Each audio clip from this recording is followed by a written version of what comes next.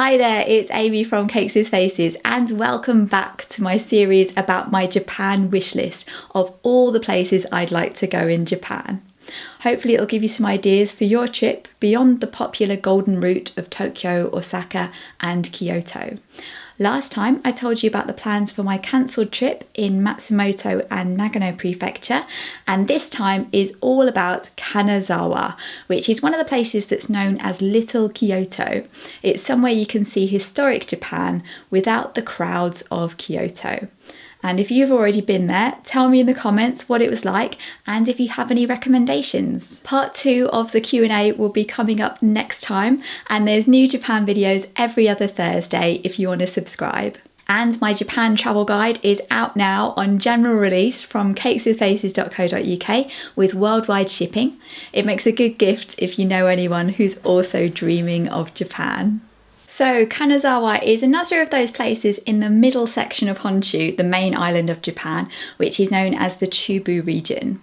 It's becoming more well known. In recent years it seems to be sort of coming onto the radar as a place to go in Japan. Before that you didn't really hear that much about it. Most people who want to see historic Japan tend to go to Kyoto, which means it's become really overcrowded. When I went it was beautiful there, but there were so many people in the old streets that it did kind of spoil the atmosphere a bit. Kanazawa has the old preserved streets, the temples, shrines and the gardens, lots of the things you go to Kyoto for, but without so many crowds. You can get there from Tokyo in 2.5 or 3 hours on the bullet train, and you can get there from Osaka or Kyoto in 2 or 2.5 hours on the train. So it's not too long a journey to add to your itinerary and add on a couple of days there as a side trip. Or you could stop off in Kanazawa on the way from Osaka to Tokyo, taking a roundabout route. I'll tell you which trains you need to take at the end of the video. So on to what there is to do there. Most of the places you want to go in the city are walkable, which makes it a nice relaxing place to stay. If you look at a map, the city's centred around Kanazawa Castle Park and Kenrokuen, which is a garden. I'll come to them a bit later in the video. One of the pictures you often see of Kanazawa is this gate at the station. It looks amazing, and I think this is one of those things that's even more impressive when you see it in real life, when you consider how big it is. It's a real mix of traditional and modern. Now on the station website it says it was built in the same shape as a torii gate, like at a shrine, and shrine gates mark the transition between the everyday and the sacred. So does that mean the whole of Kanazawa is a sacred city? Now, I don't know about that, but the city was originally built around a temple, and there are a lot of temples and shrines there. So on to what there is to do there. When I went to Kyoto, one of my favourite things to do was just strolling around the old streets, looking at all the old buildings and soaking up the atmosphere. And one of the areas I really liked was Gion, which is the geisha district.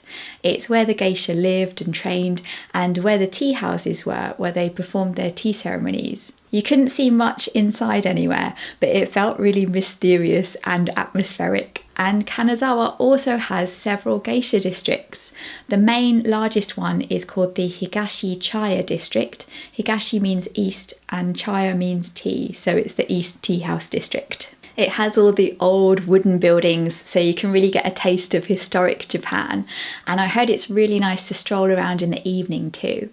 That's always my favourite time of day on a trip, when it starts to get dark and all the lanterns start to come on and it feels really magical. Now, as it's the geisha area, there are lots of tea houses and you can go into a couple of them. One's been turned into a museum, and at the other one you can still have tea. Kanazawa is also known for gold leaf, and there's a shop selling gold leaf souvenirs, and that's also got a tea house which is completely covered in gold leaf. It's quite the interior design choice. I'm not sure I'd have it at home, but it definitely makes an impression. There's lots of shops with traditional crafts like dyeing fabric for kimono, porcelain and various kinds of tableware. There's a shamisen shop where they make the traditional Japanese stringed instrument, and that's got a cafe upstairs where you can have a go at playing the shamisen. And there's a shop where you can have a go at making the local type of sushi, oshizushi, which is where you put the rice and the toppings in a kind of mould and then they're all pressed together. So basically it sounds like everything you could want from traditional Japan all in one area. You can even rent a kimono if you want to and have that whole experience. I'm sure there'd be loads of places to take really good pictures. This area, Higashichaya, also has lots of other cafes. Lots of them are in historic buildings where you can have traditional Japanese sweets, green tea, and things like this, gold leaf ice cream. It's a speciality of the city. Kanazawa is known for producing gold leaf for products, for temples and shrines, and for decorating all sorts of things. When you get to the Shinkansen station, even the tops of the pillars are coated in gold leaf. And in touristy areas, you can get a soft serve ice cream cone covered in a sheet of gold leaf. Now, I think this must just be for photos. I don't think gold really tastes of anything. I've always thought it's something that's better to look at than eat, but I guess it's something different. You can also get souvenirs with gold, like gold coffee, castella sponge cake, and beauty products. So from Higashichaya, the geisha district, it's just a short walk to Utatsuyama, the temple district, with over 50 temples and shrines. I found this map with a suggested walking route through them all, and as you can see, there are a lot of them. It looks like a really nice picturesque area to just stroll around and see what you can find. And that takes you on to Utatsuyama Park, which is a park on a small mountain next to the city.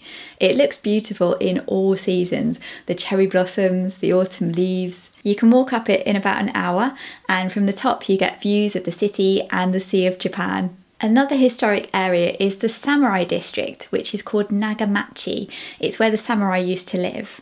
There's lanes and alleyways, old buildings and canals. A couple of the buildings have been turned into museums, and it just looks like a nice area to stroll around. Now, there is a bit of a theme going on here. I think if I went to Kanazawa, I would spend a lot of time just strolling around, but it is a really nice way to spend the time. When we went to Yanasen in Tokyo, for example, we just spent the afternoon walking around, taking pictures and seeing what we could find, not even going anywhere in particular, and it was just a really nice way to spend the afternoon. Next, an interesting temple, which is outside of the temple area I mentioned earlier, is Myoryuji Temple, which is known as the Ninja Temple. It doesn't actually have anything to do with the ninjas, but it has trapdoors, secret passageways, trick staircases, and hidden rooms. It sounds very mysterious. When it was built, you weren't allowed to build military defensive buildings in Japan, so they built a series of defensive temples instead, and this is one of them. You also weren't allowed to build buildings more than 3 stories high, so this temple looks like it has 2 stories, but it's actually got 4. It sounds really interesting. If you want to look around it, there's guided tours. They're all in Japanese, but for other languages they give you a folder with pictures and explanations so you can understand everything. You have to book in advance, up to 3 months in advance, because it is really popular. Next is probably Kanazawa's most well-known attraction.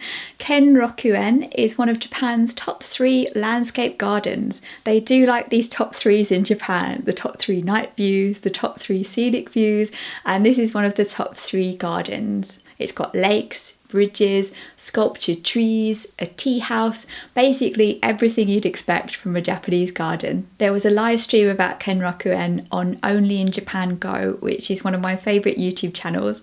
They walked around the garden and had kakigori shaved ice at a cafe right by the garden. It looked so good. So have a look at that if you want to see what it's like. So Kenrokuen, the garden, used to be part of the castle grounds, and you can still go to the castle park, which is right next door. Like many Japanese castles and historic buildings, the castle itself burnt down several times, but it is being rebuilt.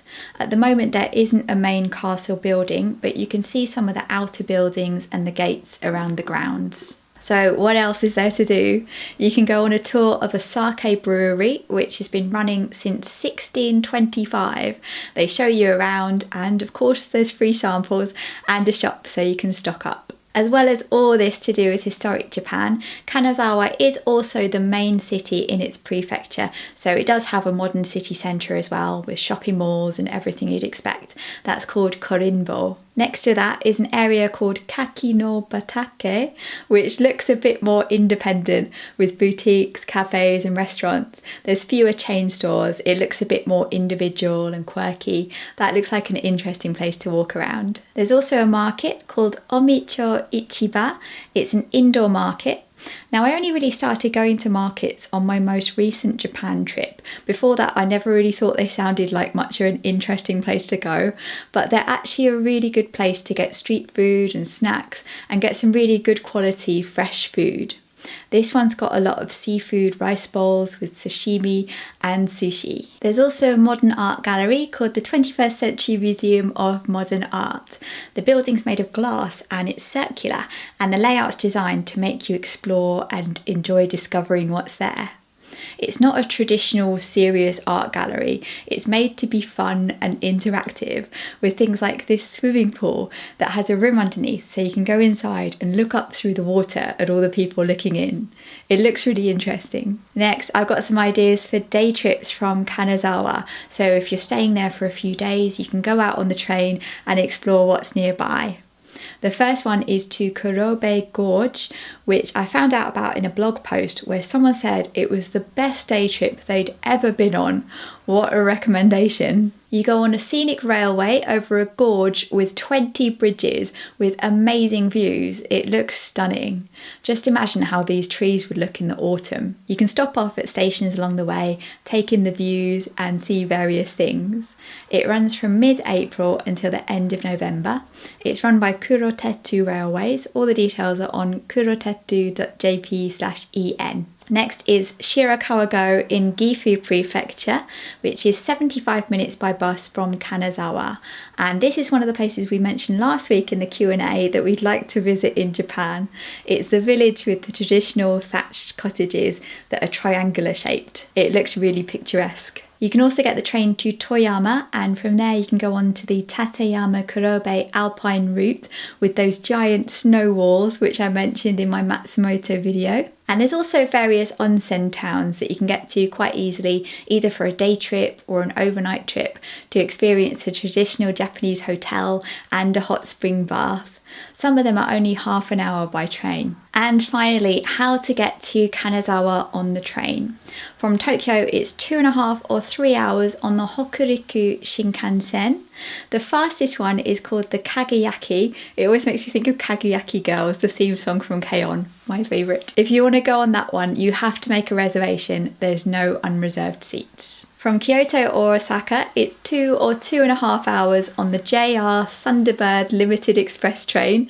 Pretty exciting name, and it is a cool looking train as well. You can also get there from Nagoya on the JR Shirasagi Limited Express train, and that takes 3 hours. All these routes are included in the JR Pass, the Japan Rail Pass, and that includes every service on the Hokuriku Shinkansen. Even the fastest one, the Kageyaki, is included. I hope you enjoyed this look at Kanazawa and all the things there are to do there and all the different areas. I hope you'll consider it if you're interested in seeing historic Japan, and I hope I can make it there one day. Tell me what you think in the comments, and if you've been, share your recommendations. I'll be back not next Thursday but the one after with part 2 of the Q&A answering your questions about Japan. So I'll see you then. Bye bye.